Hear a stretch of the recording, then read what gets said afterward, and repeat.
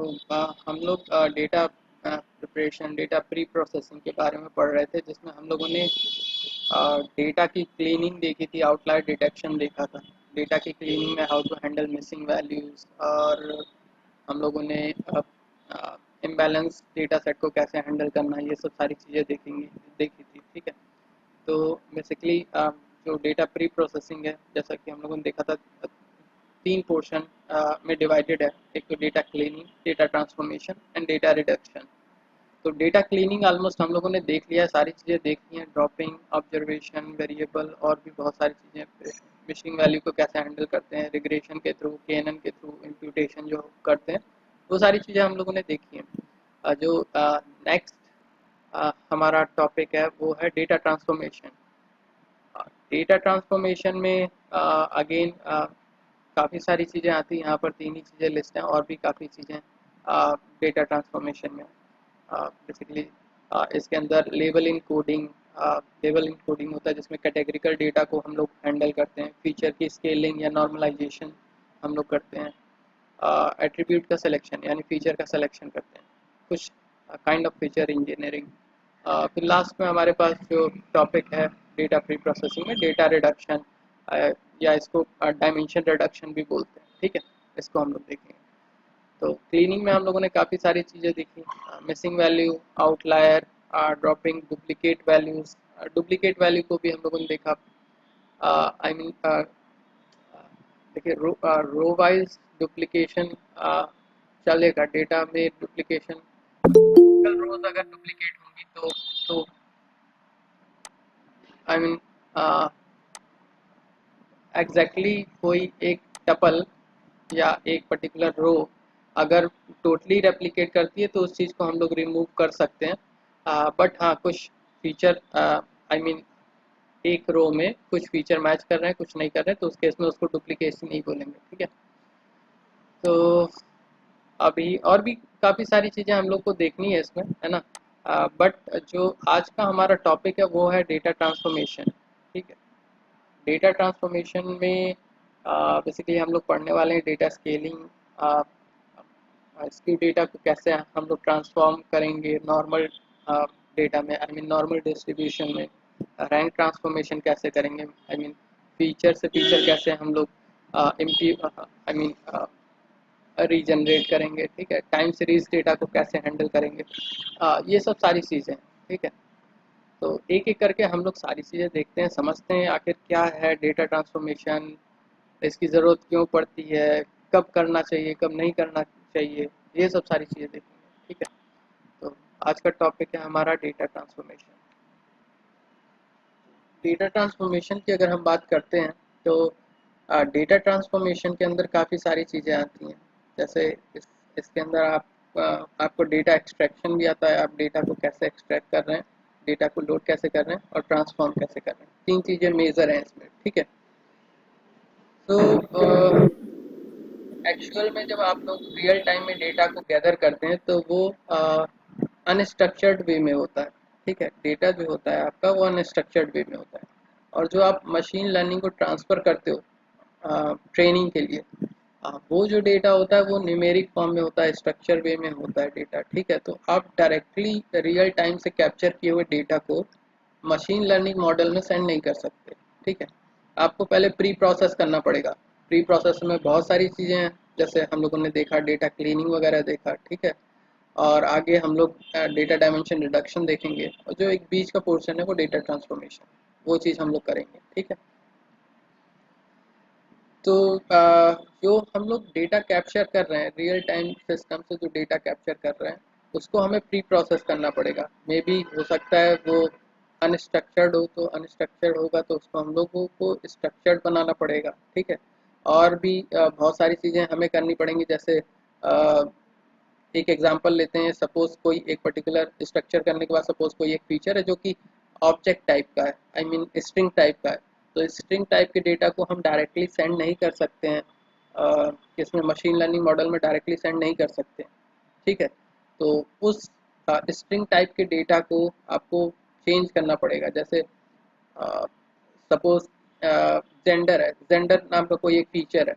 तो जेंडर में आपको मेल या फीमेल मिलेगा, तो मेल फीमेल को आप लोग डायरेक्टली मशीन लर्निंग मॉडल में सेंड नहीं कर सकते, उसको आपको इनकोड करना पड़ेगा।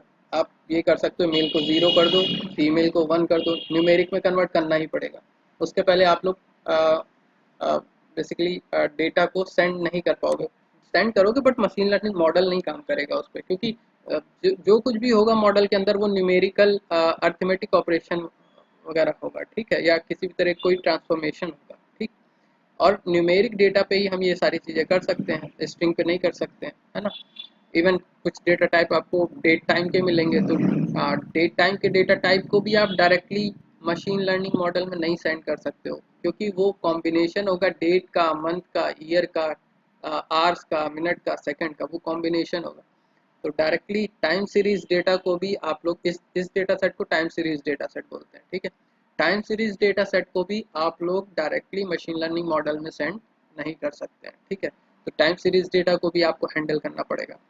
एक और समस्या आती है, जैसे कुछ फीचर तो आपके कुछ एक अलग रेंज में होंगे, कुछ फीचर एक अलग रेंज में होंगे। जैसे अ, बात करते हैं, एग्जांपल लेते हैं, एज की अगर बात करें, सपोज एक डेटा सेट है जिसमें एम्प्लॉय की डिटेल है, ठीक है।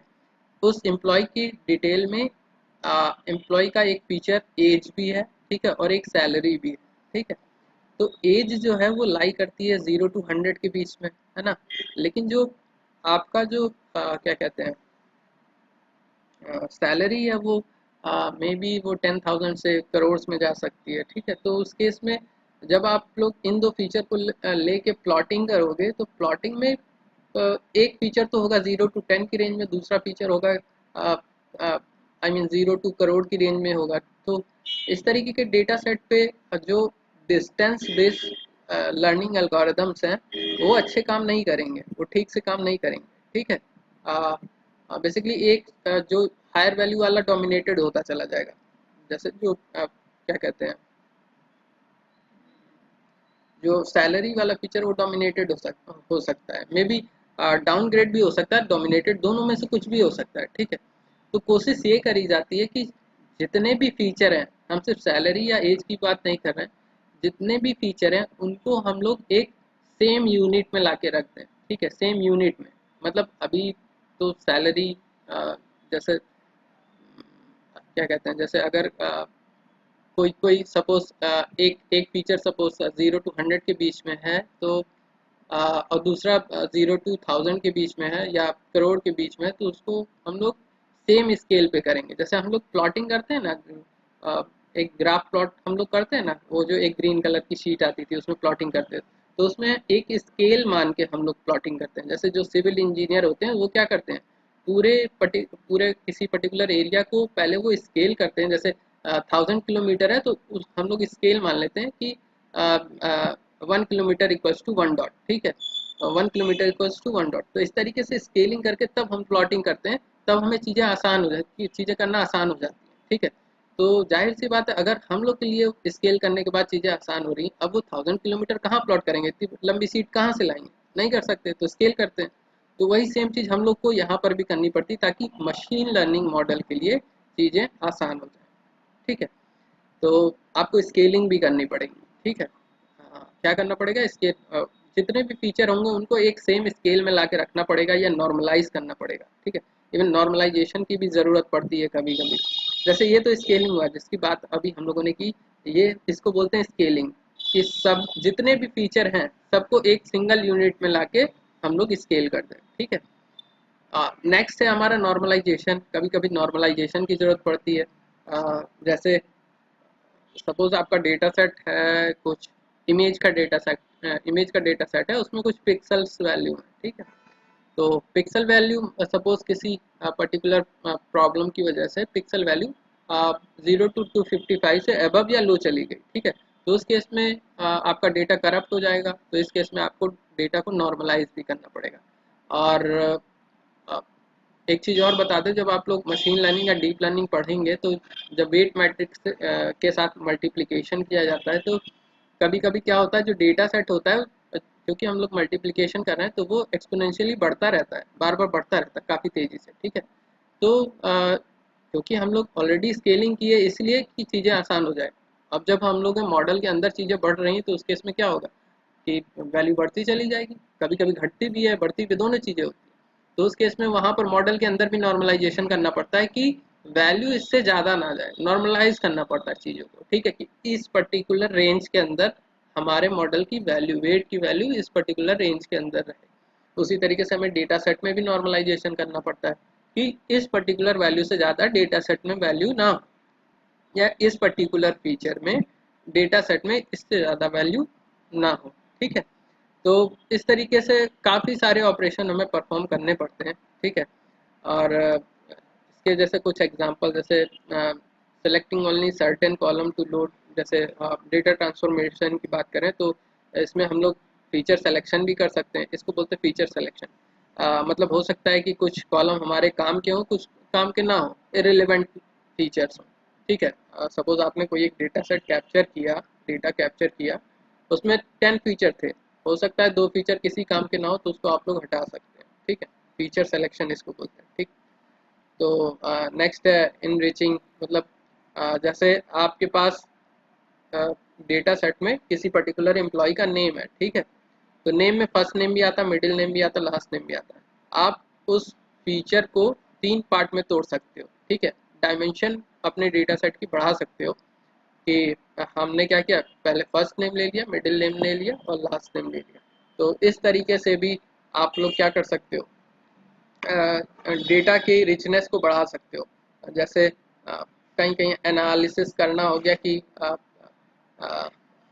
अगर कोई पर्टिकुलर ऑर्गेनाइजेशन कास्ट के बेसिस पे या लास्ट नेम के बेसिस पे पर्टिकुलर पर्सन को हायर तो नहीं कर रही है, तो उस तरीके की एनालिसिस आप लोग इस तरीके से कर सकते हो कि लास्ट नेम एक्सट्रैक्ट करके तब जाके हम लोग एनालिसिस कर सकते हैं, ठीक है। तो इस तरीके की चीज़ें भी करी जाती हैं इसमें। स्प्लिट करना हो गया, splitting the column into the multiple column, vice versa. जैसे इसका example date, date time series, sorry time series data की बात करें तो ये इसका एग्जांपल है। जैसे हमारे पास जब टाइम स्टैम्प की बात करें, आई मीन एग्जैक्टली जो डेट होती है, डेट और टाइम का कॉम्बिनेशन, उसको बोलते हैं टाइम स्टैम्प, ठीक। तो टाइम स्टैम्प जो एग्जैक्टली हमारा होता है, उससे हम लोग इंफॉर्मेशन फेच कर सकते हैं। कैसे, हम लोग डेट को अलग कर दें, मंथ को अलग कर दें, ईयर को अलग कर दें, सेकंड को अलग कर दें, आवर्स को अलग कर दें, मिनट को अलग कर दें और सेकंड को अलग कर दें। तो इस तरीके से हम लोग एक कॉलम से मल्टीपल कॉलम जनरेट करते हैं। जैसे यहाँ पर किया वैसे सेम चीज़ डेट टाइम के साथ भी कर सकते हैं, ठीक है। कई सारे मल्टीपल कॉलम आप लोग कंबाइन करके एक पर्टिकुलर सिंगल कॉलम में भी आप लोग ला सकते हो, ठीक है। जैसे अ, आप आपके डेटा सेट में 2 फीचर दिए गए थे, क्या, I mean date of joining और डेट ऑफ लीविंग। सपोज किसी पर्टिकुलर बंदे ने रिजाइन कर दिया, ठीक है, डेट ऑफ लीविंग। तो इन 2 फीचर से आप ये निकाल सकते हो कि आ, आखिर उस पर्टिकुलर एम्प्लॉय ने कितने कितने साल हमारे यहाँ काम किया। तो वो 2 फीचर हटा के हम उन 2 डेटों को सब्सट्रैक्ट करेंगे और निकालेंगे कितने ईयर उसने काम किया, ठीक है। तो ये भी कर सकते हो, डायमेंशन रिडक्शन भी करी जाती है कभी कभी, ठीक है। तो इस तरीके से भी हम रिचनेस को बढ़ा सकते हैं, डेटा सेट के रिचनेस को बढ़ा सकते हैं, ठीक है। नेक्स्ट है रिमूविंग डुप्लीकेट डेटा। जाहिर सी बात है, डुप्लीकेट डेटा की कोई वैल्यू नहीं है मशीन लर्निंग में। डुप्लीकेट वैल्यू इन जनरल अगर बहुत ज़्यादा डुप्लीकेट वैल्यू होती है तो वो मॉडल को ओवरफिट करते हैं, ठीक है। ओवरफिट करने की वजह से डेटा मॉडल जनरलाइज नहीं हो पाता है। ओवरफिटिंग का मतलब ये होता है कि मॉडल जो है डेटा सेट के ऑलमोस्ट हर एक पॉइंट को कवर करने की कोशिश करता है, ठीक है। अ, जैसे एक छोटा सा एग्जांपल लेते हैं, अगर एक ही मॉडल को आप लोग सेम डेटा सेट पे 10 बार ट्रेन कर दोगे, है ना, एक ही डेटा, सपोज आपके पास कम डेटा सेट है, आप चाहते हो कि डेटा सेट अच्छी एक्यूरेसी दे, तो उसी डेटा सेट पे मशीन लर्निंग मॉडल को 10 बार ट्रेन कर दो, ठीक है। तो वो मॉडल उस पर्टिकुलर डेटा सेट पे एक्यूरेसी तो अच्छी दे देगा, बट जब कोई जनरलाइज क्वेरी आएगी तो उस पर मॉडल गलत रिजल्ट देगा, ठीक है। अच्छा रिजल्ट नहीं देगा, एक्यूरेसी अच्छी नहीं आएगी, ठीक है। तो डुप्लीकेट डेटा का मतलब ही यही है कि आप सेम डेटा को बार बार मॉडल को दे रहे हो, ठीक है, सेम डेटा को बार बार मॉडल को दे रहे हो। तो उस केस में वो ओवर फिटिंग का चांस ज़्यादा होता है। सो आपको जो जितने भी डुप्लीकेट वैल्यूज हैं उनको सबको रिमूव करना होता है, ठीक है। इवन मल्टीपल कॉलम अगर रिपीट कर रहे हैं तो कॉलम रिमूव करेंगे, मल्टीपल रो रिपीट कर रहे हैं तो मल्टीपल रो डिलीट करेंगे। ठीक है, तो आगे बढ़ते हैं और कुछ टेक्निक जो कि डेटा ट्रांसफॉर्मेशन की हैं उनको हम लोग एक एक करके देखते हैं। जैसे सबसे पहली टेक्निक है कैटेगरिकल इनकोडिंग। कैटेगरिकल इनकोडिंग का मतलब क्या, पहले तो कैटेगरिकल का मतलब समझते हैं। ऐसे डेटा सेट जिसमें किसी पर्टिकुलर फीचर में जो वैल्यूज हैं वो न्यूमेरिक ना हो के कैटेगरी के टाइप की हों। कैटेगरी के टाइप जैसे एज, एज में दो कैटेगरी होती है, या तो मेल या तो फीमेल। ठीक है, या फिर जैसे कैट एंड डॉग का डेटा सेट है तो उसमें जो लेबल होगा वो या तो कैट होगा या तो डॉग होगा।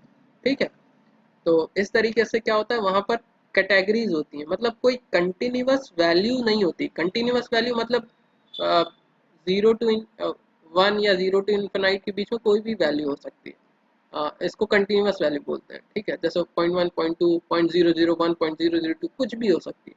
लेकिन जो कैटेगरिकल डेटा होता है उसमें कैटेगरी होती है, फिक्स डोमेन होता है कि आइदर दिस आइदर दिस।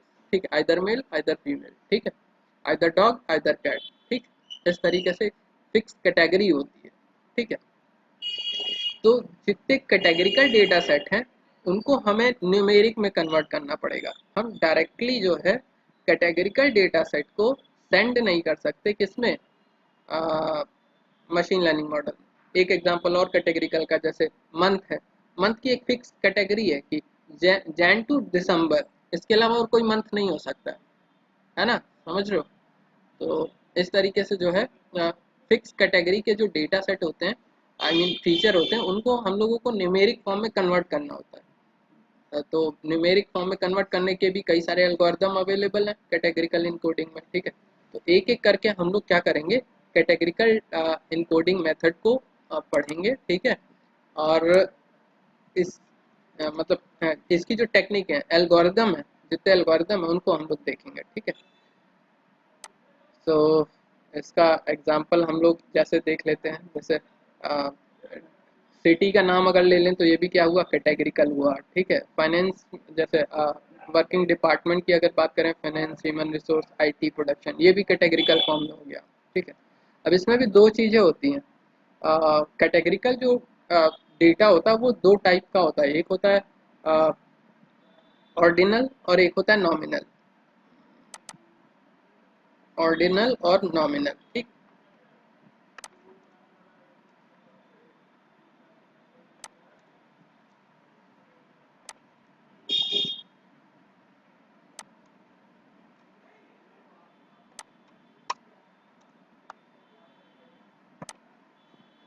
जब हम लोग ऑर्डिनल डेटा सेट की बात करते हैं तो वहाँ पर एक फिक्स ऑर्डर होता है।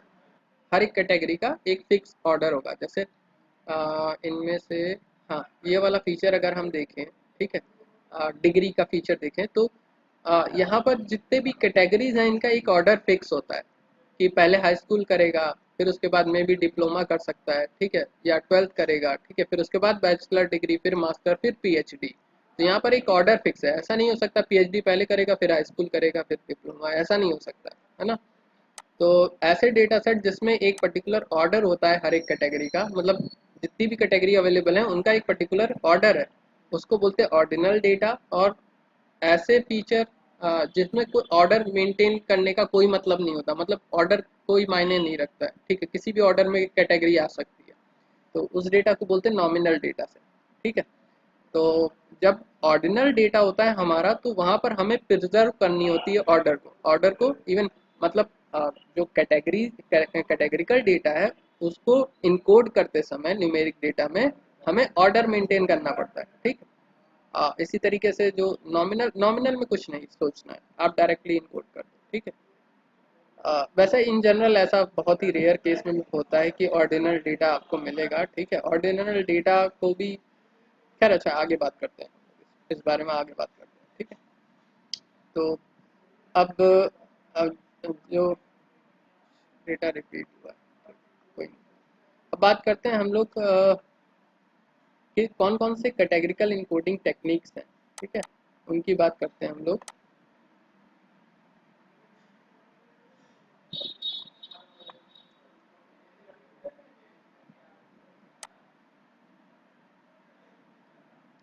कुछ इनकोडिंग एल्गोरिदम्स हैं, कैटेगरिकल डेटा के इनकोडिंग एल्गोरिदम है, जैसे लेबल इनकोडिंग, इसको ऑर्डिनल इनकोडिंग भी बोलते हैं, ठीक है। वन हॉट इनकोडिंग, अगर आपको आई मीन ऑर्डर मेंटेन करना है तो वन हॉट इनकोडिंग कर सकते हैं। Dummy encoding, effective encoding exactly, ठीक है।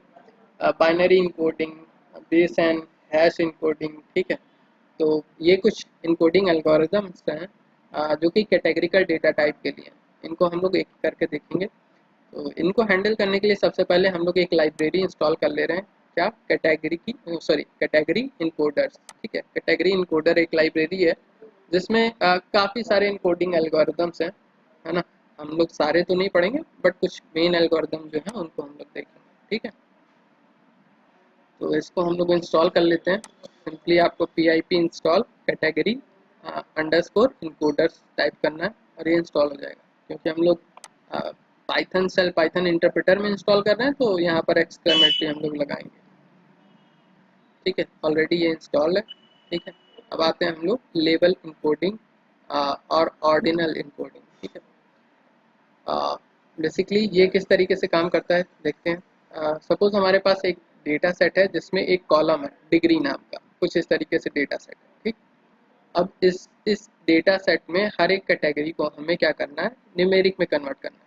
तो सिंपल है, जो सबसे सिंपल एल्गोरिथम है वो यही है, कैटेगरिकल सॉरी ये लेबल इनकोडर। इसमें आप लोग क्या करते हैं कि हर एक इंडिविजुअल जितने भी यूनिक लेबल हैं, हर एक को एक कोई एक न्यूमेरिक वैल्यू असाइन कर दोगे। जैसे सपोज हाई स्कूल को 1, मास्टर को 2, डिप्लोमा को 3, बैचलर को 4, इस तरीके से हर एक फीचर को आप लोग क्या करोगे, एक यूनिक इंटीजर वैल्यू असाइन कर दोगे, बस सिंपल, ठीक है। तो वो न्यूमेरिक में कन्वर्ट हो गई। अब इसको सेंड किया जा सकता है मशीन लर्निंग मॉडल, ठीक है।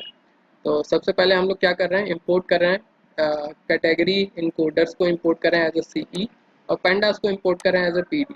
फिर उसके बाद एक डेटा फ्रेम हम लोग बना रहे हैं जिसमें कुछ कैटेगरीज हैं, जैसे high school, master, diploma, bachelors, मतलब ये डेटा सेट है। तो बैचलर में भी रिपीट कर सकता है, मास्टर, पीएचडी, हाई स्कूल, ठीक है, इस तरीके से। जिसमें कुछ यूनिक कैटेगरी कौन कौन सी हो गई, high school, master, diploma, bachelor, ठीक है। और एक और है पीएचडी।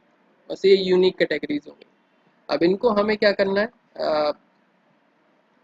मैप करना है किसी न्यूमेरिक वैल्यू से, ठीक है। तो सीई से मतलब कैटेगरिकल इनकोडर से हम लोग ऑर्डिनरी इनकोडर को क्या करेंगे, यूज़ करेंगे। इसमें बताएंगे किस कॉलम में हम लोगों को इनकोडिंग करनी। तो बेसिकली अभी सिंगल कॉलम है तो इसी का नाम हमने दिया, ठीक है। जैसे मल्टीपल, किसी डेटा फ्रेम में मल्टीपल कॉलम हो सकते हैं, तो आप किस में इनकोडिंग करना चाहते हो। तो अभी फिलहाल हम लोग इसमें इनकोडिंग कर रहे हैं, डिग्री में, ठीक है। अब इसके बाद नेक्स्ट पैरामीटर है return DF equals to true. Return DF equals to true मतलब जब हम इसको फिट करेंगे, इस मॉडल को फिट करेंगे अपने डेटा सेट पे, तो ये एक डेटा फ्रेम रिटर्न करके देगा। अदरवाइज अगर ये फॉल्स होगा तो एक एरे रिटर्न करके देगा, ठीक है। अब नेक्स्ट जो पैरामीटर जो कि इम्पोर्टेंट है वो क्या है, मैपिंग। मैपिंग में हम ये बताएंगे कि आखिर किस तरीके से आपको मैपिंग करनी है। पहले तो कॉलम डिग्री बताया। जैसे यहाँ पर अगर मल्टीपल कॉलम होते तो यहाँ पर एक लिस्ट पास करते, ठीक है, हर एक कॉलम का, और यहाँ पर एक एक कॉलम वाइज हम लोग मैपिंग करते हैं। तो फिलहाल अभी सिंगल कॉलम है तो यहाँ पर हमने कॉलम डिग्री पास किया। इस कॉलम में हमें क्या करना है, मैपिंग करना है। मैपिंग में क्या करना है हमें, मैपिंग में कुछ इस तरीके से मैपिंग करनी। पहले एक डिक्शनरी बनानी है। डिक्शनरी में किस किस वैल्यू को किस किस से इम्प्यूट करना है। जैसे अगर सपोज कोई नैन वैल्यू है तो उसको हम 0 से रिप्लेस करेंगे, हाई स्कूल को 1 से, डिप्लोमा को 2 से, बैचलर को 3 से, मास्टर को 4 से, और पीएचडी को 5 से, ठीक है। तो इस तरीके से हम लोग क्या करने वाले हैं, मैपिंग करने वाले हैं हर एक कैटेगरी को किसी एक पर्टिकुलर इंटीजर वैल्यू से, ठीक। तो ये हमारा डेटा फ्रेम है, और इसको जब हम लोग फिट करेंगे, मतलब ये जो हम लोगों ने इनकोडर बनाया है, ठीक है, इनकोडर, ये जो हम लोगों ने इनकोडर कॉन्फ़िगर किया है, इसी इनकोडर में फिर ट्रांसफॉर्म करेंगे किसको, ट्रेनिंग डेटा, जो हमारा ओरिजिनल डेटा है, ये है ओरिजिनल डेटा, ठीक है। तो इसको हम लोग क्या करेंगे, ट्रांसफॉर्म करेंगे, ठीक है। और ये हमें एक डेटा फ्रेम रिटर्न करके देगा, ठीक है। तो इसको एग्जीक्यूट कराएंगे तो हमारा इस तरीके से डेटा फ्रेम आ जाएगा। एक second.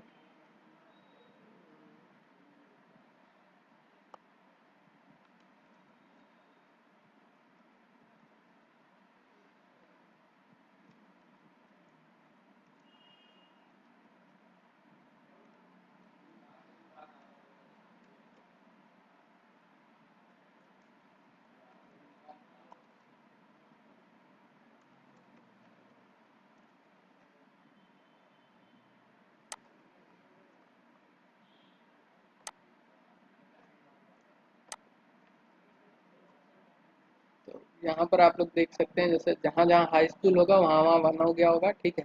High school one, high school one, high school one, master में फोर, मास्टर में फोर, बैचलर थ्री। इस तरीके से हम लोगों ने क्या किया, इम्प्यूटेशन कर दिया, ठीक है। हर एक कैटेगरी को एक न्यूमेरिक वैल्यू से इम्प्यूट कर दिया, ठीक। नेक्स्ट एल्गोरिदम है वन हॉट इनकोडिंग टेक्निक, ठीक है। वन हॉट इनकोडिंग टेक्निक में बेसिकली मल्टीपल डायमेंशन क्रिएट होती है, ठीक है। बेसिकली ये कुछ इस तरीके से काम करता है। सपोज हमारे पास डेटा सेट कुछ इस तरीके से जिसमें 5 कैटेगरीज हैं, ठीक है, 5 कैटेगरीज हैं। तो वन हॉट इनकोडर क्या करता है, इन 5 कैटेगरी के फीचर, इन 5 कैटेगरी से पहले 5 फीचर जनरेट करेगा, ठीक है। जैसे अगर यहाँ पर 6 कैटेगरी है तो 6 फीचर जनरेट होंगे, 5 कैटेगरी है तो 5 फीचर जनरेट होंगे, ठीक है। तो डेटा सेट में होगा क्या एग्जैक्टली, जितनी भी कैटेगरी है उतने फीचर जनरेट हो जाएंगे। जैसे डॉग एक कैटेगरी है तो डॉग एक फीचर बन जाएगा, कैट एक कैटेगरी है तो कैट एक फीचर बन जाएगा, उसी तरीके शीप, लॉइन, हॉर्स, ठीक है। और जहाँ जहाँ इस डेटा फ्रेम में डॉग आया होगा वहाँ पर इस डॉग कॉलम में वन होगा। जैसे इस डेटा फ्रेम में डॉग सिर्फ 0 नंबर पे आया तो यहाँ पर वन है, बाकी सब में 0 है, ठीक है। इसमें ये श्योर होता है कि सिर्फ एक फीचर, इन सभी फीचरों में एक फीचर में वन होगा, बाकी सब में 0 होगा, ठीक है। तो जहाँ पर डॉग आएगा, जैसे अगर सपोज यहाँ पर डॉग होता, कैट की जगह डॉग होता, ठीक है, तो इनकोडेड डेटा में यहाँ पर वन होता और यहाँ पर 0, ठीक है, यहाँ पर वन होता। जहाँ जहाँ डॉग होगा पूरे डेटा फ्रेम में वहाँ वहाँ इस डॉग वाले कॉलम में वन होगा और बाकी सब में 0। उसी तरीके से जहाँ जहाँ डेटा फ्रेम में कैट होगा इस कैट वाले फीचर में वहाँ वहाँ वन होगा, बाकी सब में क्या होगा, 0 होगा, ठीक है। तो इस तरीके से जितने कैटेगरी होंगी उतने फीचर जनरेट हो जाते हैं। तो अ, एक तरीके से देखा जाए तो ये एक तरीके की स्पार्स मैट्रिक्स जनरेट करता है। मतलब मैक्सिमम डेटा पॉइंट क्या होते हैं, 0 होते हैं। जब वन हॉट इनकोडिंग आप लोग करते हैं तो मैक्सिमम डेटा पॉइंट क्या होते हैं, क्या कहते हैं, 0 होते हैं। तो ये एक तरीके की स्पार्स मैट्रिक्स जनरेट करती है, ठीक है। आई होप समझ में आ गया होगा। किसी कोई कंफ्यूजन है तो पूछ सकता है।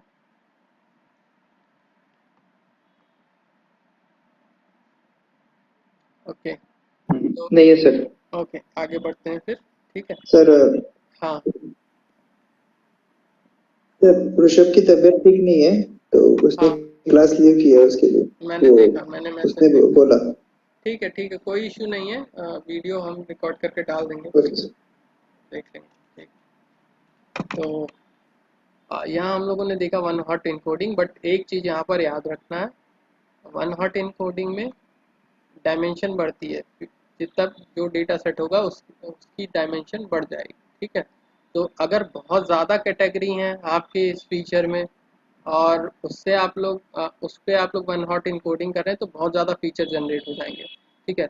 वो अननेसेसरी स्पेस लेगा क्योंकि ये एक तरीके की स्पार्स मैट्रिक्स है। स्पार्स मैट्रिक्स है तो मतलब डेटा यूजलेस है, जहाँ जहाँ 0 वो डेटा यूजलेस है, ठीक है, उसका कोई मतलब नहीं बन रहा है, ठीक है। तो कोशिश यही करना है कि आप लोग लेबल ऑर्डर इनकोडिंग कर लें या दूसरे इनकोडिंग एल्गोरिदम देख लें, ठीक है।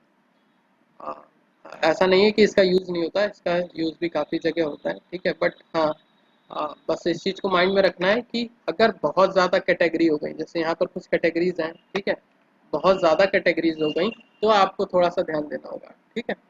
एक सेकंड जरा सा होल्ड करना, ठीक है। तो बस यही माइंड में रखना है कि अगर कैटेगरीज बहुत ज़्यादा हैं तो उस केस में वन हॉट पिन कोडर को अवॉइड करना, ठीक। आगे बढ़ते हैं हम लोग। नेक्स्ट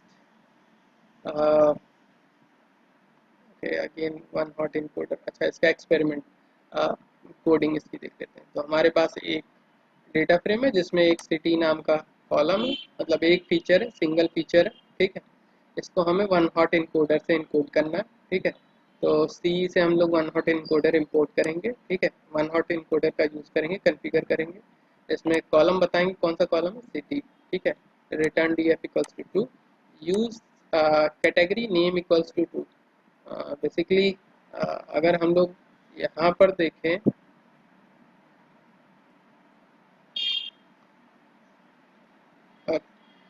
ओके, इस एग्जांपल से समझते हैं इस category equals to use category name equals to का मतलब।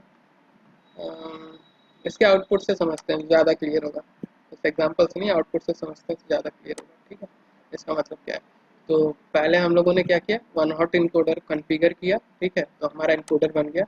अब इसको हमें क्या करना पड़ेगा, फिट ट्रांसफॉर्म करना पड़ेगा। तो इनकोडर डॉट फिट ट्रांसफॉर्म कहाँ पर, ओरिजिनल डेटा जो हम लोगों ने डेटा रीड किया, ठीक, डेटा रीड किया, ठीक है। अब इस पर हम लोग ट्रांसफॉर्म करेंगे और फिर इसको डिस्प्ले करेंगे, ठीक।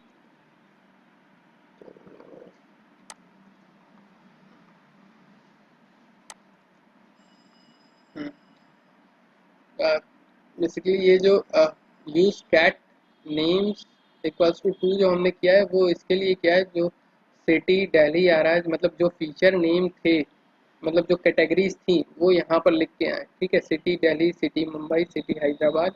अगर उसको फॉल्स कर देंगे तो यहाँ 0 1 2 3 4 इस तरीके से लिख के आएगा, ठीक है। ये एग्जैक्टली ये लिख के नहीं आएगा, कैटेगरी का नेम लिख के नहीं आएगा, ठीक है। तो फाइनली हम लोग देख सकते हैं हम लोग के पास टोटल कितने फीचर्स थे, दिल्ली, मुंबई, हैदराबाद, चेन्नई, बैंगलोर, 5 फीचर, दिल्ली, हैदराबाद, चेन्नई, हाँ 5 फीचर्स थे। 5 फीचर्स के लिए इसने 5 डायमेंशन जनरेट की, 5 फीचर जनरेट किए, ठीक है। और जहाँ जहाँ दिल्ली था, इसमें भी हम लोग एक बार कॉन्कैट करते हैं तो समझ में आएगा।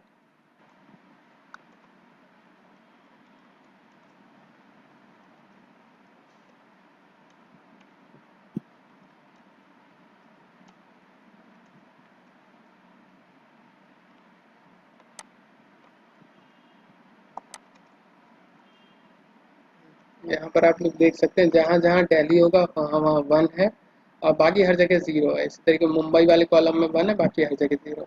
अगेन दिल्ली वाले में यहाँ पर 1 है, बाकी सब जगह 0, ठीक है। तो इस तरीके से इनकोडिंग होती है। बस जहाँ जहाँ जो सिटी होगी उसकी जगह 1, बाकी सारे जो फीचर हैं, मतलब ये जो जनरेट होके आए, ऐसा नहीं कि इसके अलावा अगर और कोई फीचर था तो उसमें भी 0 हो जाएगा, ऐसा नहीं है। बस अभी जो जनरेट हुए हैं फीचर, नए फीचर जनरेट हुए हैं, बस हम उन्हीं की बात कर रहे हैं, ठीक है। उन्हीं फीचरों में बाकी सब में 0 होगा और इसमें 1। सपोज इसमें सपोज एज नाम का भी कोई फीचर था तो एज में 0 नहीं हो जाएगा, एज में जो पड़ा है वही रहेगा, बट इसमें चेंजेस हो जाएंगे, ठीक है। मतलब इन जो ये जो फीचर जनरेट होके आए हैं इनमें वो होगा, ठीक है, चेंज होगा, बाकी किसी में चेंज नहीं होगा, ठीक है। तो ये हमारा है वन हॉट इनकोडर। इसका बहुत वाइडली वाइडली यूज होता है, ठीक है। ये वन हॉट इनकोडर काफ़ी यूज होता है, ठीक।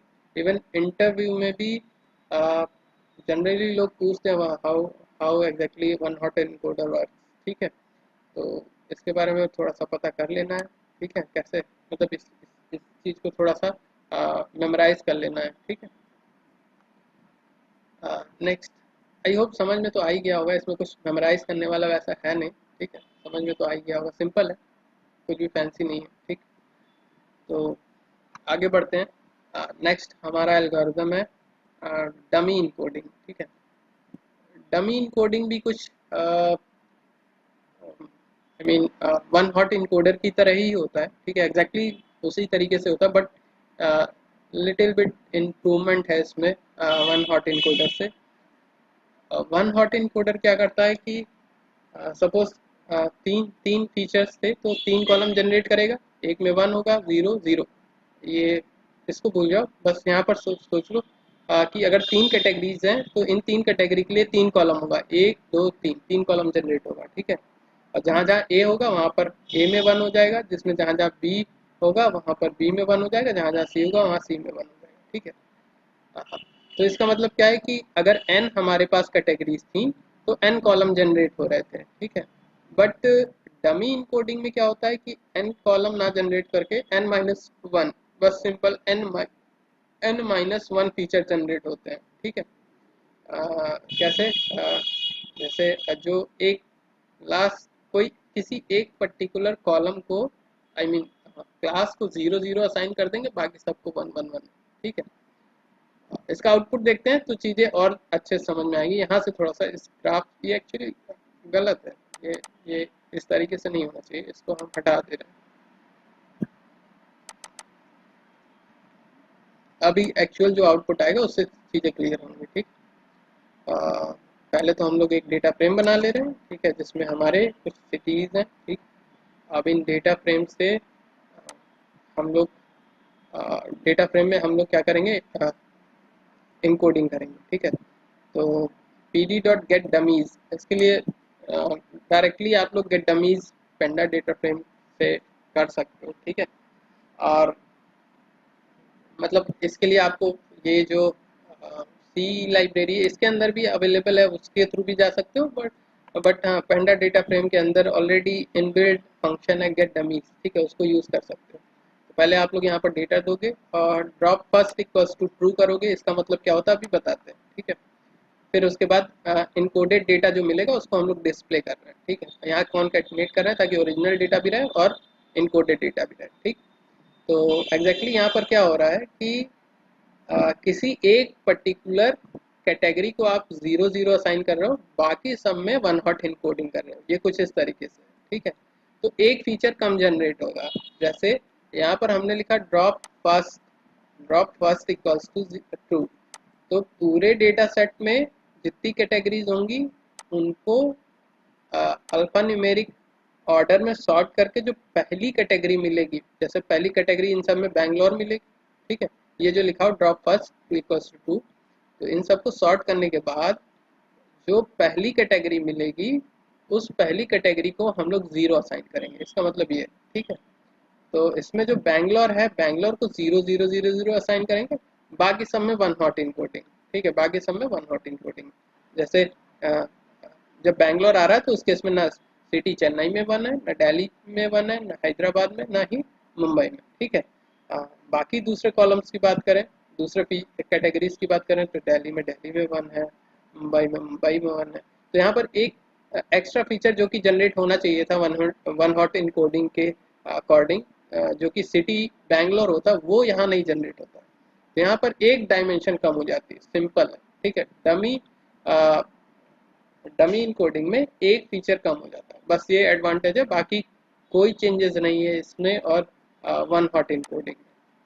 ठीक है ना, आई होप चीज़ें समझ में आ गई होंगी, है ना। नहीं आई है तो पूछ सकते हो अगर कोई हाँ सर। अच्छा, ठीक ठीक। नेक्स्ट है इफेक्ट इनकोडिंग, या इसको इफेक्टिव इनकोडिंग भी बोलते हैं। ठीक है, अ, ये बेसिकली इसको भी हम लोग अ, इसी डेटा सेट से समझ सकते हैं। जैसे यहाँ पर ये भी एग्जैक्टली इसी तरीके से होता है, डमी इनकोडिंग की तरह होता है, बट यहाँ पर जहाँ पर हम लोग देख रहे हैं 0 0 0 0 है, इसकी जगह -1 हो जाता है। ठीक है, इसका भी हम लोग पहले आउटपुट देखते हैं, उससे चीज़ें समझते हैं। ठीक, ओके, हाँ, यहाँ पर देख लेते हैं।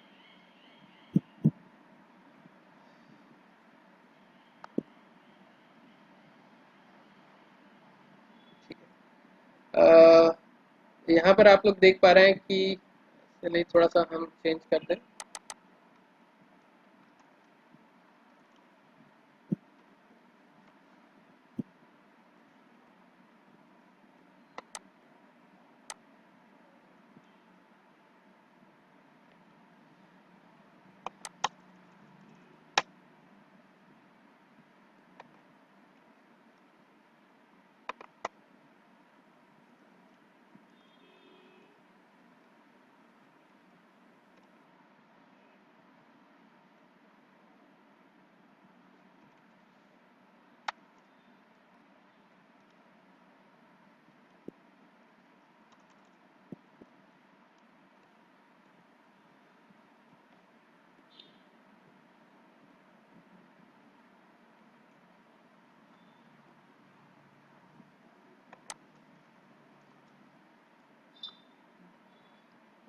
यहाँ पर हम लोग देख सकते हैं जो बैंगलोर अच्छा, इसमें एक इंटरसेप्ट कॉलम भी मिल रहा है, इसके बारे में हम लोग बाद में डिस्कस करेंगे, ठीक है। ये जो इंटरसेप्ट कॉलम है ये क्या चीज़ है, इसके बारे में हम लोग डिस्कस करेंगे, ठीक है। फिलहाल अभी जो फीचर जनरेट होके आए हैं उनके बारे में बात करते हैं, ठीक। अ, यहाँ पर जो बैंगलोर फीचर है, जैसे हम लोगों ने डमी डमी इनकोडिंग में हम लोगों ने देखा था कि बैंगलोर फीचर को जो सॉरी बैंगलोर कैटेगरी में हम लोग क्या असाइन कर देते थे, 0000, ठीक है। जो इफेक्ट इनकोडिंग होती है इसमें बस हम लोग क्या करते हैं, ज़ीरो की जगह बस -1 असाइन कर देते हैं, ठीक है, -1। और जो जो दूसरा चेंजेस है वो क्या है कि इस डेटा सेट में जो वैल्यूज़ हैं वो numeric type sorry integer type की हैं, और जो अ, इस इनकोडिंग मेथड में जो वैल्यूज़ आती हैं वो क्या आ रही हैं, फ्लोटिंग टाइप से वैल्यूज़ आ रही हैं, ठीक है। और कोई इसमें मेजर चेंजेस नहीं होता है। एक बार इसके कंटेंट को पढ़ते हैं। This encoding technique is also known as deviation encoding और sum encoding. Effective encoding is almost similar to dummy encoding, ठीक है। ऑलमोस्ट जैसा डमी इनकोडिंग एल्गोरिथम है उसी तरीके से काम करता है, with a little difference. In dummy coding we use 0 to 1 to present the data, but in effective encoding we use three values. मतलब ज़ीरो भी यूज़ करेंगे, वन भी यूज़ करेंगे, -1 भी यूज़ करेंगे, ठीक है।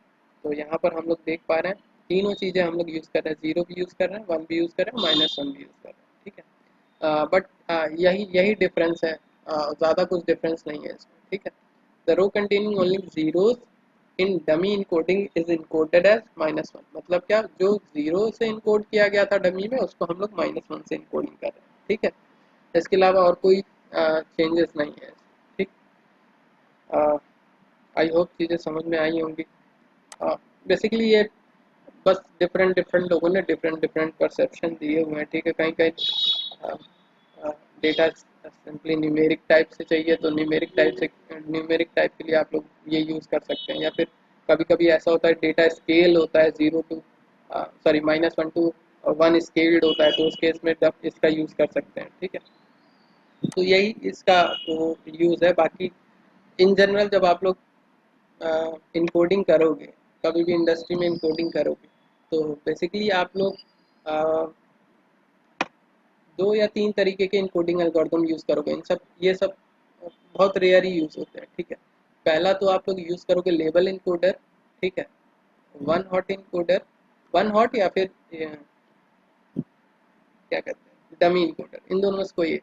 डीप लर्निंग में इन जनरल यूज़ किया जाता है डमी इनकोडर, ठीक है।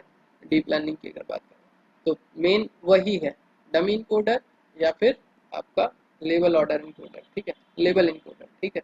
और बाकी इनकोडर बस नॉलेज के लिए हम बता रहे हैं, उनका यूज़ बहुत रेयर होगा, ठीक है, बहुत रेयर होगा, ठीक।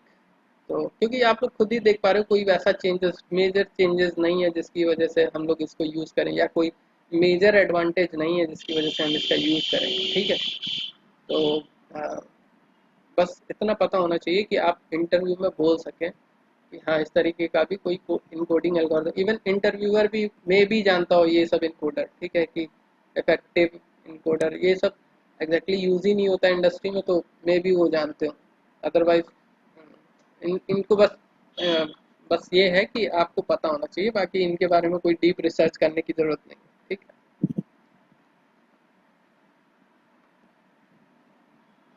नेक्स्ट है hash encoder. May be hash encoder के बारे में लोग पूछ सकते हैं अगर किसी को नॉलेज होगी तो, बट इसका भी यूज़ इन जनरल हमने तो नहीं देखा है हैश इनकोडर का, बट हाँ नॉलेज होनी चाहिए इसका भी, ठीक है। यहाँ पर बस एक समस्या होती है, एक प्रॉब्लम होती है, ठीक है। अगर हम अदर इनकोडिंग एल्गोरिदम की बात करें तो हम लोग इनकोडेड वैल्यू से वापस कैटेगरी हासिल कर सकते हैं, फेच कर सकते हैं। जैसे आप लोगों ने मॉडल ट्रेन कर दिया इनकोड करने के बाद, ठीक है। इनकोड करने के बाद जब प्रिडिक्शन करेंगे तो प्रिडिक्शन में भी जो encoded I mean encoded output आएगा उसको अगेन आपको कैटेगरिकल डेटा में कन्वर्ट करना होगा, है ना। अब वहाँ आप ये थोड़ी बताओगे कि ये that particular data point classify as 1001, ये नहीं बताओगे ना। आप क्या बताओगे, that particular data point belongs to Delhi, ये बताओगे, ठीक है। तो ये जो हम लोग इनकोडिंग कर रहे हैं इसकी डिकोडिंग भी होनी चाहिए दिल्ली में, है ना, होनी चाहिए। और ये चीज़ आप लोग आराम से कर सकते हो, इस डेटा सेट को देख के कर सकते हो। अगर सिटी ज़ीरो में, जैसे यहाँ पर अभी जो कॉलम नेम हमने नहीं ट्रू किया हुआ है, इस वजह से यहाँ पर 0 1 2 3 दिखा रहा, सिटी नेम नहीं दिखा रहा फीचर, ठीक है। तो जहाँ पर 1 होगा, जैसे सिटी ज़ीरो में, तो सिटी ज़ीरो से बिलोंग करेगा वो पर्टिकुलर डेटा पॉइंट, ठीक है। उसी तरीके से अगर मॉडल ने प्रिडिक्ट किया 0 1 0 0, तो मुंबई से बिलोंग करेगा। इनकोडिंग डिकोडिंग आराम से हम लोग कर सकते हैं, बट हैश इनकोडिंग में थोड़ी सी प्रॉब्लम है। हैश इनकोडिंग इनकोडिंग से आप इनकोड तो कर सकते हो डेटा सेट को, बट डिकोड नहीं कर सकते, ठीक है। बट इसका एक एडवांटेज भी है। एडवांटेज क्या है? आप हाई डायमेंशन के डेटा को लेस डायमेंशन, जैसे हाई डायमेंशन के डेटा को लेस डायमेंशन में कर सकते हो। जैसे वन हॉट इनकोडिंग की बात करें, अगर 100 क्लासेस हैं, 100 कैटेगरीज हैं किसी एक फीचर में, तो 100 डायमेंशन क्रिएट करेगा उस पर्टिकुलर उसके लिए, फीचर के लिए। एक फीचर को ट्रांसफॉर्म करेगा 10 फीचर में, ठीक है, सॉरी 100 फीचर में, अगर 100 कैटेगरी उसके अंदर। फिर से बोल रहे हैं, अगर किसी पर्टिकुलर फीचर के अंदर 100 कैटेगरीज हैं, तो वन हॉट इनकोडर उसके लिए 100 फीचर जनरेट करेगा, ठीक है। बट हैश इनकोडर क्या करता है कि मे बी ये 100 करे, आपके ऊपर है। मतलब आप 100 चाहते हैं, या उससे ज़्यादा भी चाहते हैं, या उससे कम भी चाहते हैं, जैसा आप चाहते हैं उस तरीके से इनकोड कर सकता है, ठीक है। तो बेसिकली काम कैसे करता है ये, हर एक इंडिविजुअल कैटेगरी के लिए एक हैश कोड जनरेट करता है, ठीक है। और उस हैश कोड को फिर बाद में हम लोग 0 1 से रिप्रेजेंट कर देते हैं, वन हॉट इनकोडिंग की तरह, ठीक है। सिंपल है। इसका एक हैश जनरेट करेगा, जनवरी का, फिर फरवरी का, मई जून जुलाई, सबका एक हैश कोड जनरेट करेगा। किसकी मदद से? इनबिल्ट जो फंक्शन होता है MD5 एक इंक्रिप्शन एल्गोरिदम है, ठीक है। इस MD5 की मदद से, हैशिंग एल्गोरिदम की मदद से, ये क्या करेगा, हैश जनरेट करेगा हर एक कैटेगरी, ठीक है। और फिर उस हर एक कैटेगरी के लिए ये क्या करेगा, जैसे वन हॉट इनकोडिंग हम लोगों ने की थी, उसी तरीके से इनकोडिंग करेगा, बट यहाँ पर नंबर ऑफ फीचर के बेसिस पे करेगा। जितना हम इसको फीचर बताएंगे उस हिसाब से इनकोडिंग करेगा। कैसे? एक एग्जांपल लेते हैं, अभी सारी चीज़ें क्लियर हो जाएंगी, ठीक है। जैसे हमारे पास ये डेटा सेट है, इसमें हम लोग देख पा रहे हैं कि टोटल सितंबर, जनवरी टू सितंबर, अगस्त, अगस्त भी नहीं है, एक, दो,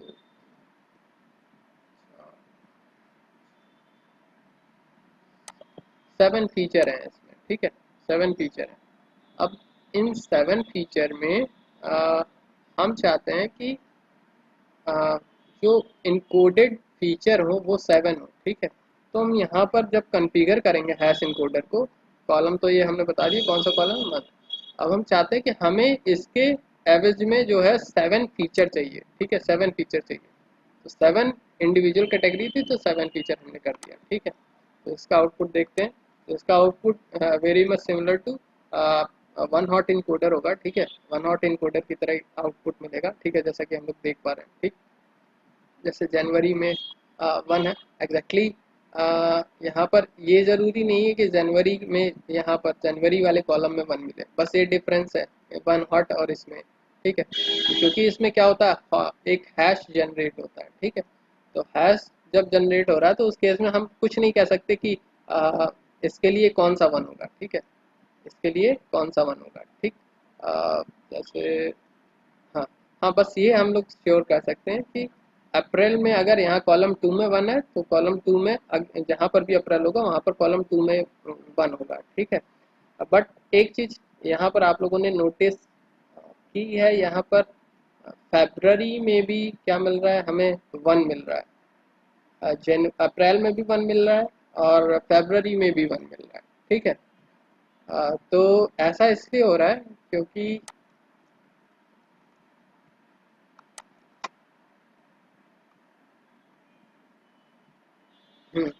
अब नहीं हो रहा है, क्योंकि हम लोगों ने टोटल, हमारे पास शायद 8 वो थे फीचर, इंडिविजुअल कैटेगरी थी, ठीक है। तो जब डिज़ायर्ड कैटेगरी से डिज़ायर्ड कैटेगरी से, जैसे डिजायर करें। नंबर ऑफ प्रेजेंट कैटेगरी से लेस नंबर ऑफ कंपोनेंट हम करते हैं यहाँ पर हैश इनकोडिंग। जैसे सपोज मान लेते टू टू कंपोनेंट चाहिए, मतलब दो ही फीचर हमें चाहिए। मतलब अगर हमारे पास 10 कैटेगरी हैं एक फीचर के अंदर, उसके करस्पॉन्डिंग हमें सिर्फ दो कंपोनेंट चाहिए, तो उस केस में क्या होता है, डेटा का लॉस होता है। और डेटा के लॉस की वजह से हमारा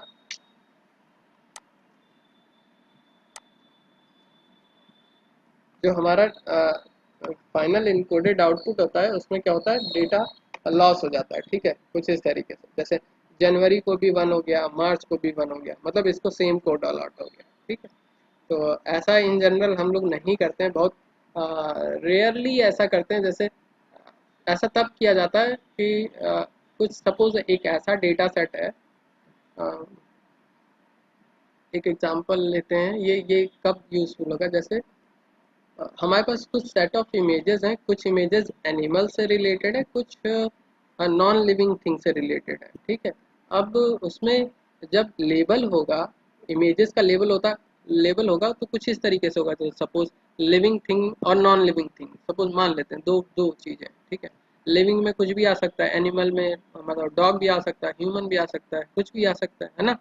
किसी भी तरह की कोई भी चीज़ आ सकती है। अ, तो यहाँ पर जो लेबल होगा वो पर्टिकुलर, हाँ, लेबल किसके करस्पॉन्डिंग होगा, उस ऑब्जेक्ट के करस्पॉन्डिंग होगा।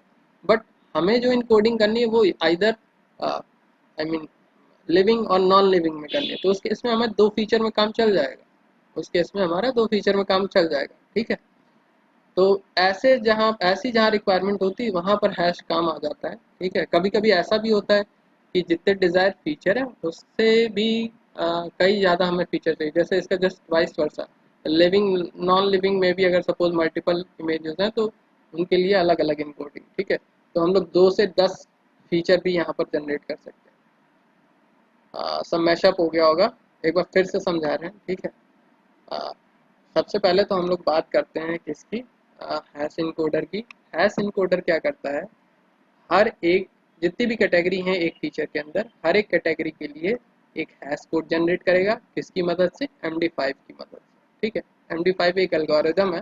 ठीक है, इसके डीप में नहीं जाएंगे बिकॉज ये क्रिप्टोग्राफी से रिलेटेड है। ठीक है, तो MD5 से एक हैश रिटर्न करेगा, और उस हैश वैल्यू की मदद से हम लोग कुछ वन हॉट इनकोडर टाइप का इनकोडिंग करेंगे। ठीक, बट एक एडवांटेज हमारे पास यहाँ पर ये होता है कि हम जितने फीचर चाहते हैं, कि जो हम इनकोडिंग करने चाह रहे हैं, अगर हमारे पास n कैटेगरी है तो n से ज़्यादा भी फीचर अगर हम चाहते हैं तो भी हमें मिल जाएंगे, और n कैटेगरी से कम फीचर अगर हम चाहते हैं तो भी हमें मिल जाएंगे। ठीक है, बस यहाँ पर आपको हैशिंग हैश इनकोडर को कॉन्फ़िगर करना होता है। n कंपोनेंट्स इक्वल्स टू कितने कंपोनेंट आपको चाहिए, 2 चाहिए, 4 चाहिए, n चाहिए, n प्लस चाहिए, n माइनस चाहिए, जितने चाहिए उतने। ठीक है, तो जितने कंपोनेंट आप यहाँ पर डिफाइन करोगे उतने फीचर में ये इनकोड करके दे देगा।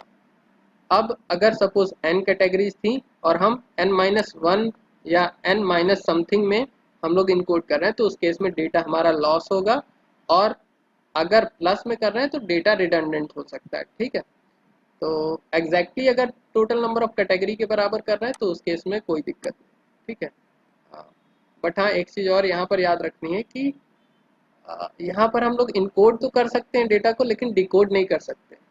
हैशिंग में एक प्रॉब्लम ये है कि सपोज अगर n-1 में n- समथिंग में हमने इनकोड कर दिया, तो क्या पॉसिबिलिटीज़ है कि हम लोग वापस इसको डिकोड कर सकें। जैसे इस डेटा से देख सकते हैं कि 1 और 0 को हम जनवरी बोलेंगे कि मार्च बोलेंगे, कुछ नहीं कह सकते यहाँ पर, है ना। तो इस केस में हमारा डेटा क्या हुआ, लॉस हुआ है, तो इस केस में वापस हम इनकोडिंग नहीं कर सकते। अब इसको हम लोग वापस जनवरी में इनकोड नहीं कर सकते। ठीक है, या इसको हम लोग वापस मार्च में इनकोड नहीं कर सकते। जब डेटा लॉस होगा तो हम वापस डिकोड नहीं कर सकते। तो एक ड्रॉबैक है हैश इनकोडर की कि हम लोग डिकोडिंग नहीं कर सकते। एक एडवांटेज है कि हम जितने चाहें उतने डायमेंशन में डेटा को ट्रांसफॉर्म कर सकते हैं, फीचर में ट्रांसफॉर्म कर सकते हैं, बस ये एडवांटेज है। ठीक है, तो इसको हम लोग एग्जीक्यूट कराते हैं। हम लोगों ने हैश इनकोडर सी से हैश इनकोडर लिया, कॉलम इक्वल्स टू मंथ, ये वाला कॉलम, और n component equals to 2। Suppose यहाँ पर 100 कंपोनेंट कर दे रहे हैं तो 100 डायमेंशन में कन्वर्ट करेगा। ठीक है, इस तरीके से 100 डायमेंशन में कन्वर्ट होगा, ठीक है ना। थोड़ा सा 10 डायमेंशन में अगर करते हैं तो थोड़ा सा विजिबल होगा, चीज़ें समझ में आएंगे। देखो यहाँ पर सिर्फ एक कॉलम में 1 है, बाकी सब में क्या हो गया हमारा 0। इसी तरीके इस कॉलम में 1 है, बाकी सब में 0। ज़्यादा डायमेंशन में करेंगे तो ठीक है, इट इज़ गुड, काम करेगा, डिकोडिंग भी कर सकते हैं। बट कम डायमेंशन कर दी तो डिकोडिंग हम लोग नहीं कर सकते, ठीक है ना।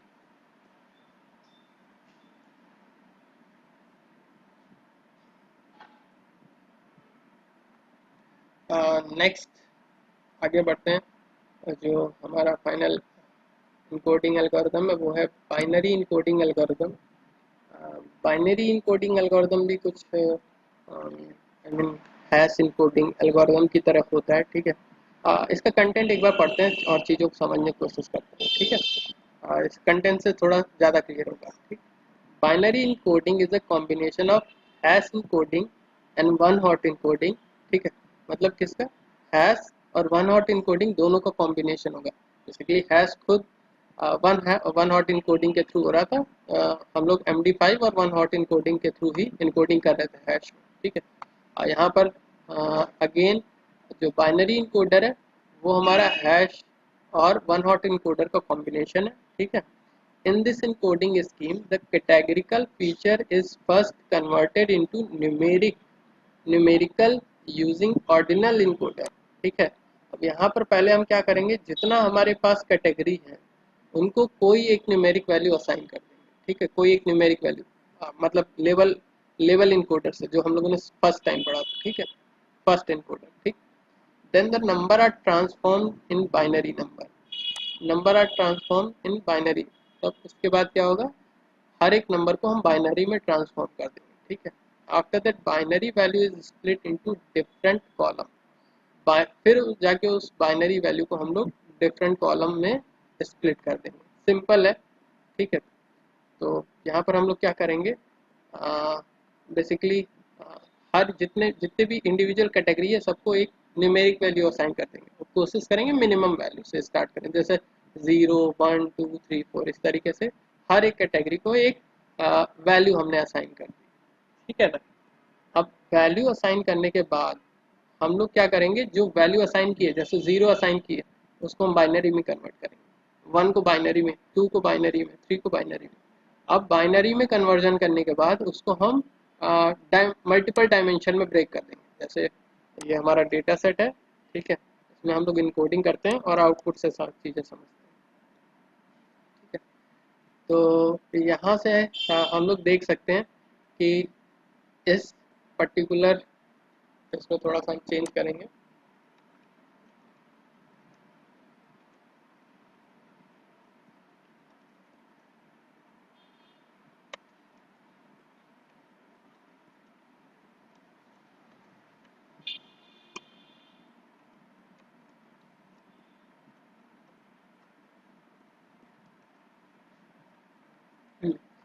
अब यहाँ पर देख सकते हैं हम लोग दिल्ली को इसने असाइन किया 1, ठीक है, दिल्ली को इसने असाइन किया है 1। मुंबई को क्या असाइन किया, 0 और 1। मतलब इसकी बाइनरी वैल्यू क्या होगी, 2, ठीक है। मतलब ये क्या वैल्यू हो गई 2, binary sorry decimal value. Delhi की बाइनरी वैल्यू 1, मुंबई की 2, तो जहाँ जहाँ मुंबई होगा वहाँ वहाँ क्या आएगा 2 आएगा, ठीक है। उसी तरीके से हैदराबाद को असाइन किया इसने क्या, 1 + 1 क्या हुआ, तो मतलब 2 + 1 3, इसको असाइन किया 3, जहाँ जहाँ हैदराबाद है वहाँ पर 1 और 1। अभी तक क्या हो रहा था वन हॉट इनकोडिंग में,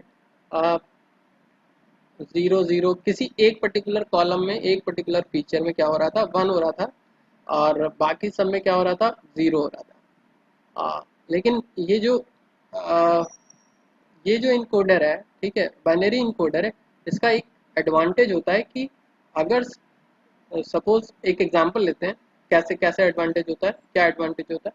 सपोज किसी एक पर्टिकुलर फीचर में 100 फीचर है, ठीक है, एक सॉरी एक फीचर, एक सिंगल फीचर में 100 कैटेगरीज है, ठीक है।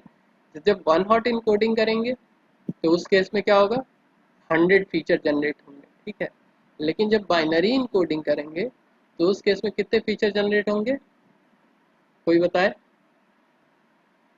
बाइनरी इनकोडिंग में पहले हम नंबर असाइन करेंगे, तो 100 फीचर हैं तो 0 to 100 हमने नंबर असाइन कर दिया। अब 0 to 100 के लिए कितने बिट की ज़रूरत है हमें? Almost 2 to the power 8 7 bit से काम चल जाएगा, ठीक है। 7 बिट से काम चल जाएगा। तो टोटल कितने कॉलम बनेंगे हमारे? 7 कॉलम बनेंगे, ठीक है। टोटल कितने बनेंगे? 7 कॉलम, ठीक है। कहाँ 100 कहाँ 7, ठीक है। बहुत ही ह्यूज डिफरेंस है, ठीक है। तो जहाँ पर हमारी कैटेगरी बहुत ज़्यादा हो, जैसे 100 कैटेगरी हो गई, तो उस केस में बाइनरी इनकोडर बढ़िया होता है, ठीक है। आप क्या कर सकते हो, मतलब मिनिमम डायमेंशन में आप लोग डेटा को इनकोड कर सकते हो, ठीक है। आई होप चीज़ें समझ में आ गई होंगी। किसी कोई कंफ्यूजन है तो इसमें तो पूछ सकता है बाइनरी इनकोडर में।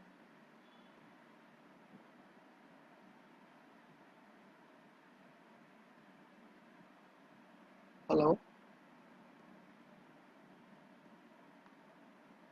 कैटेगरिकल डेटा कैसे हैंडल करना है, आई होप सारी चीज़ें समझ में नहीं आ सर। गई। नहीं समझ में आया? हाँ सर। हाँ सर। क्या समझ रिक्वायर्ड आया है? सर, समझ आया। तो समझ में आ गया ना। सिंपल है, कुछ नहीं करना है। हर एक कैटेगरी को एक वैल्यू असाइन कर देनी है, उसको बाइनरी में कन्वर्ट करना है। तो जैसे इसके बाइनरी वैल्यू 001 थी, अब इस उस पर्टिकुलर मतलब बाइनरी नंबर को डिफरेंट कॉलम असाइन कर दिए बस। तो 0001 थी तो 0 एक कॉलम में, फिर दूसरा 0 एक कॉलम में, तीसरा 0 एक कॉलम में, चौथा 1 इस कॉलम। बस सिंपल है और कुछ नहीं। इसी वजह से यहाँ पर देखो 1 1 रिपीट हो रहा है, ठीक है। इसी वजह से 1 1 यहाँ पर रिपीट हो रहा है, ठीक है। एक सिंगल चीज और बची हुई है इसमें बताने के लिए। हम एक थोड़ा सा चेंजेस करेंगे।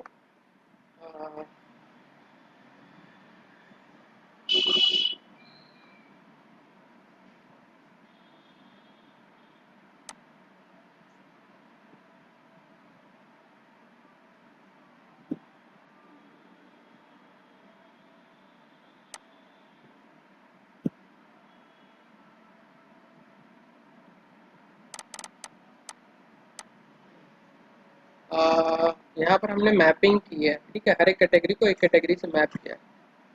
एक एक वैल्यू हम इसमें ऐसी असाइन कर रहे हैं जिसको हम मैप नहीं करेंगे, ठीक है।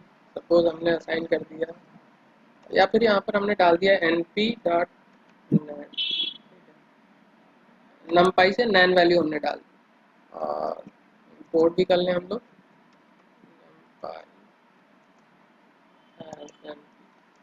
अब जरा सा हम लोग इनकोडिंग करते हैं, ठीक है। मतलब यहाँ पर देखो हर एक कैटेगरी को मैप किया गया है एक न्यूमेरिक वैल्यू से। इसको हम लोगों ने मैप नहीं किया है, किसी भी वैल्यू से मैप नहीं किया है, ठीक है। इसका आउटपुट देखते हैं। यहाँ पर देखो ये है नैन वैल्यू। जब आप किसी पर्टिकुलर वैल्यू को किसी वैल्यू से मैप नहीं करते हो, चाहे वो नैन ही क्यों ना हो, कुछ भी हो, ठीक है। नैन के अलावा कुछ भी हो, आई मीन नैन भी हो या कोई स्ट्रिंग हो या कोई ऑब्जेक्ट हो, तो उस केस में उसको क्या असाइन होता है? -1, ठीक है। इस चीज़ को माइंड में रखना है, ठीक है। इस चीज़ को माइंड में रखना है कि अगर आ, आपने किसी एक पर्टिकुलर कैटेगरी को मैप नहीं किया है तो उस केस में उसका जो वैल्यू होगी क्या होगी? -1। एक काम और करते हैं हम लोग, इसमें अगेन एक और वैल्यू हम लोग ऐड करते हैं। तो अगेन सपोज np9 हम ऐड कर दे रहे हैं, ठीक। बस ये चेक करने के लिए अगेन दोनों वैल्यू को -1 करेगा कि कुछ डिफरेंट वैल्यू, ठीक है। तो अगेन इसको क्या असाइन किया? -1। दोनों वैल्यू को -1 असाइन किया, ठीक है। सपोज मान लेते हैं यहाँ पर कुछ डिफरेंट वैल्यू असाइन कर देते हैं हम लोग, सपोज 10। इस चीज़ को माइंड में रखना क्योंकि ये गलतियाँ होती हैं डेटा सेट को हैंडल करने के दौरान। ये गलतियाँ श्योर हैं कि होती हैं, ठीक है। तो इस चीज़ को बस माइंड में रखना है। तो ऑलरेडी हम ये चीज़ जब हम बिगिनर थे तो हम हमसे भी ये गलती हुआ करती थी, ठीक है। तो अगेन यहाँ पर क्या होगा? -1। तो इस चीज़ को माइंड में रखना। अगर कोई एक ऐसी कैटेगरी जो कि आप लोगों ने चेक नहीं किया है, जैसे कभी कभी ऐसा होता है, जैसे यहाँ पर पीएचडी है, ठीक है। कभी कभी ऐसा कॉलम आ जाता है पीएचडी में पी जो है स्मॉल लेटर में हो जाता है, तो उस पर्टिकुलर कैटेगरी के लिए -1 असाइन हो जाता है। तो जितनी भी कैटेगरी -1 है उसको आपको फिल्टर करना है और चेक कर लेना है कि इसको इसका क्या करना है। इसको रिमूव करना है, इसको डिलीट करना है, रिमूव करना है या रिप्लेस करना है किसी से। ये चीज़ आपको माइंड में तुरंत आ जाएगी, ठीक है। तो अगर किसी मैपिंग जैसे, क्योंकि अधिकतर जो है लेवल इनकोडर ही यूज़ किया जाता है, ठीक है। तो लेवल इनकोडिंग में ये प्रॉब्लम बहुत ही फ्रिक्वेंट होती है, लोग इन सब चीज़ों को अवॉइड कर देते हैं, मतलब नहीं ध्यान देते हैं। तो उस केस में जो हमारा क्लासिफिकेशन होता है, तो हो सकता है नैन वैल्यू में क्लासीफाई कर दे या 10 में क्लासीफाई कर दे। तो ऐसी समस्याओं से बचने के लिए इस चीज़ को याद रखना है कि ट्रांसफॉर्मेशन के बाद अगर किसी भी रो में -1 है, तो उसको आपको क्या करना है, ये आपको उस समय डिसाइड करना पड़ेगा, ठीक है। आई होप सारी चीज़ें क्लियर हो गई होंगी, ठीक है। कुछ और चीज़ें जो कि हमें डिस्कस करना है, बट उसको अब हम लोग कल करेंगे, ठीक है, क्योंकि आज ऋषभ भी नहीं है, ठीक है। तो उन सब चीज़ों को हम लोग कल डिस्कस करेंगे, फीचर स्केलिंग ये हम लोग कल डिस्कस करेंगे। आज के लिए इतना ही रखते हैं, ठीक है ना। कुछ और चीज़ें हैं डिस्कस करना है इनको से रिलेटेड, ठीक है, तो हम लोग बाद में डिस्कस करेंगे। लेकिन हाँ, मैक्सिमम चीज़ें जो हैं हम लोगों ने डिस्कस कर ली, जितने एल्गोरिदम में वो हम लोगों ने कर लिए। अ, कुछ बाउंड्री केसेस हैं, उनको हम लोग नेक्स्ट क्लासेस में देखेंगे। बट उनको उनको उनकी टेंशन अभी फ़िलहाल नहीं ले रही, वो चीज़ें एक्सेप्शनल हैं, कभी कभी ऐसा होता है, ठीक है।